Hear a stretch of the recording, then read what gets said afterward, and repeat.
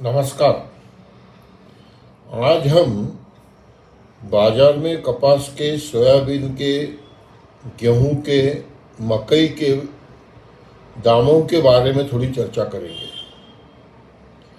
इन चारों ही कृषि उपज को बाजार में एमएसपी से ज़्यादा दाम मिल रहे हैं। अब ये दाम ज़्यादा है, परंतु कपास और सोयाबीन में पिछले साल से दाम कम है। मकई को और गेहूं को दाम ज़्यादा मिल रहे हैं पिछले साल से भी। इन सब का कारण क्या है? इन सब का कारण भारत सरकार नहीं है। इस सब का कारण अंतर्राष्ट्रीय बाजार में जो दाम है वो, और रुपए का अवमूल्यन, ये सबसे बड़ा कारण है। पहले अपन कपास की बात करते हैं। पिछले साल 12,000-14,000 रुपये क्विंटल तक के कपास तेज हुआ था। उसका कारण था कि दुनिया के बाजार में $1.70 एक पाउंड रुई का दाम हुआ था, परंतु आज वो दाम $1.01 प्रति पाउंड रुई का आज है। अब ये $1.01 प्रति पाउंड रुई का दाम अगर हमने कैलकुलेट किया रुपए में, तो 2.2 पाउंड का 1 किलो होता है। और $1.01 को 2.2 से गुणाकार करके जो आएगा वो डॉलर में 1 किलो रुई का दाम होगा। और उसको हम 82 रुपये डॉलर का जो रेट है, विनिमय रेट है, एक्सचेंज रेट है, उससे मल्टीप्लाई करेंगे तो वो रुपए में 1 किलो रुई का दाम आएगा। और उसको हम 34 से गुनेंगे, 35 से गुनेंगे, तो 1 क्विंटल कपास में 35 किलो रुई निकलती है। तो हमको 1 क्विंटल कपास में से कितने रुई का दाम, कितना रुई का पैसा होता है वो मिलेगा। मैंने एक हिसाब किया हूँ कि $1.01 के हिसाब से 2.2 से मल्टीप्लाई करो तो 2.22 आता है। उसको 82 रुपये से गुनो तो 182 रुपये किलो रुई का दाम आता है। और 182 को 35 किलो रुई से गुनो तो वो 6,300 रुपये आता है। अब ये जो 6,377 रुपये है, ये 1 क्विंटल कपास से मिले रुई के दाम है। 1 क्विंटल कपास में 64 किलो सरकी मिलती है, कॉटन सीड, बिनोला। आज उसका दाम 3700 रुपये क्विंटल है, जो 4,000 रुपये हो गया था, वो कम हो गया है। तो 37 रुपये के हिसाब से वो 2,368 रुपये होता है। तो 1 क्विंटल कपास से रुई और सरकी का दाम 8,745 रुपये होता है। 40 रुपये सरकी के हिसाब से वो 8,937 रुपये होगा। आज जो बाजार में थोड़े दाम कम हुए हैं, वो रुई के दाम भी कम हुए दुनिया के बाजार में, और भारत में सरकी के दाम कम हुए, इसलिए कम हुए, 9,200 तक के गए थे।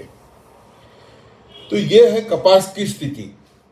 इसी तरह से सोयाबीन की स्थिति अगर देखें तो दुनिया के बाजार में पिछले साल जो सोयाबीन का दाम था वही दाम आज भी कायम है, $14 प्रति बुशेल का। पर पिछले साल भारत में किसानों को 7,000-8,000 रुपये क्विंटल सोयाबीन का दाम मिला, और आज 5,500 रुपये भी नहीं मिल रहा है। अब उसका कारण ये है कि $14 प्रति बुशेल के हिसाब से 3.6 बुशेल यानी 1 क्विंटल। अब $14 को 3.6 से गुणाकार करें तो वो आता है $50.40। अब इसको 82 रुपये से गुणाकार करें तो 4,132 रुपये क्विंटल सोयाबीन का दाम दुनिया के बाजार में है। पर हमारे यहाँ पे जो 5,500 मिल रहा है, ये आयात करने का जो खर्चा है उसका हिसाब लगाए तो ये दाम मिल सकता है। दूसरा, हमारा जीएम सोयाबीन नहीं है, हमारा नॉन जीएम सोयाबीन है। पिछले साल हमने ढेप बहुत एक्सपोर्ट कर दी थी, डीओसी बहुत एक्सपोर्ट कर दी थी। अब इस साल हमारी डीओसी भी एक्सपोर्ट नहीं हो रही है, क्योंकि दुनिया के बाजार में डीओसी के दाम बहुत ही कम है। $40 पर क्विंटल आज डीओसी का दाम है दुनिया के बाजार में। उसको 82 से गुनो तो 3,280 रुपये ही होता है। अब इस साल हमारे देश में दाम नहीं बढ़ रहे हैं और दुनिया में भी नहीं बढ़ रहे हैं, और पिछले साल बढ़े थे। उसका कारण ये था कि पिछले साल हमने जीएम सोयाबीन और जीएम सोयाबीन के ढेप को इंपोर्ट नहीं होने दिया, पर आज हमने इंपोर्ट की परमिशन दे दी है। हमारे यहाँ जीएम सोयाबीन की ढेप पिछले 6 महीने में आ गई है, और वो कभी भी और फिर से आ सकती है। इसलिए हमारे यहाँ दाम बढ़ नहीं रहे हैं और जो 50% इम्पोर्ट ड्यूटी थी उसको भी हमने हटा दिया है। तो अब किसानों को दाम कैसे क्या मिलेंगे अच्छे? और भारत सरकार बोल रही है एमएसपी से ज़्यादा दाम मिल रहे हैं। अब एमएसपी तो ये किसानों को लाभकारी नहीं है और इसलिए मोदी जी ने 3 कानून लाए थे ना कि एमएसपी से ज़्यादा दाम मिलने चाहिए। ये तो अच्छा हुआ कि 3 कानून वापस ले लिए।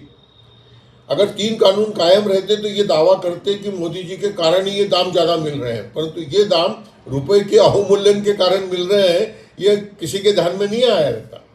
और रुपए का अवमूल्यन और भी होना चाहिए, परंतु रिजर्व बैंक ऑफ इंडिया ने बाजार में डॉलर छोड़कर रुपए के अवमूल्यन को रोक के रखा है। ये सब चीज़ें समझनी होगी। और किसान क्यों मर रहा है, किसान क्यों आत्महत्या कर रहा है? जो कांग्रेस ने गलतियां की वही गलतियां मोदी जी भी कर रहे हैं। जिस तरह से फसलों के दाम C2 + 50% के हिसाब से बढ़ाने चाहिए वो बढ़ा नहीं रहे हैं। किसानों का अनुदान नहीं बढ़ा रहे हैं। पीएम किसान निधि में सिर्फ 6,000 रुपये ही और वो कुछ ही किसानों को दे रहे हैं। मुझे ऐसा लगता है कि सब चीज़ों का विचार करना होगा। यही चीज़ मकई की है। मकई का दाम दुनिया के बाजार में बढ़ गया है रशिया यूक्रेन युद्ध के कारण, और गेहूं की भी यही स्थिति तेजी की है क्योंकि वहाँ बढ़ गया है। अब मैं आपको मकई के दाम बताता हूँ। दुनिया के बाजार में मकई का दाम आज $6.70 पर बुशेल है। इसको रुपए में और क्विंटल में कन्वर्ट करें तो ये 1977 रुपये होता है और इसलिए हमारे यहाँ पे 2,2223 रुपये के दाम बने हुए हैं जो एमएसपी से ज़्यादा है। अब 82 रुपये का डॉलर नहीं होता तो ये दाम और कम हो जाते थे। वही स्थिति गेहूं की है। $9.5 प्रति बुशेल गेहूं का दाम दुनिया के बाजार में है और इसको क्विंटल में और रुपए में कन्वर्ट करें तो ये 2,800 रुपये के आसपास होता है कि जो एमएसपी है 2,100 रुपये उससे ज़्यादा है। और हमने एक्सपोर्ट भी बंद करके रख दिया है।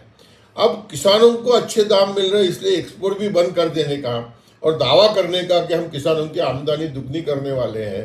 और किसानों के तो सब खर्च बढ़ रहे हैं, सबकी तनख्वाहें बढ़ रही है, वेतन आयोग में सबका वेतन बढ़ रहा है, एमएलए एमपीज का वेतन बढ़ रहा है, भत्ता बढ़ रहा है।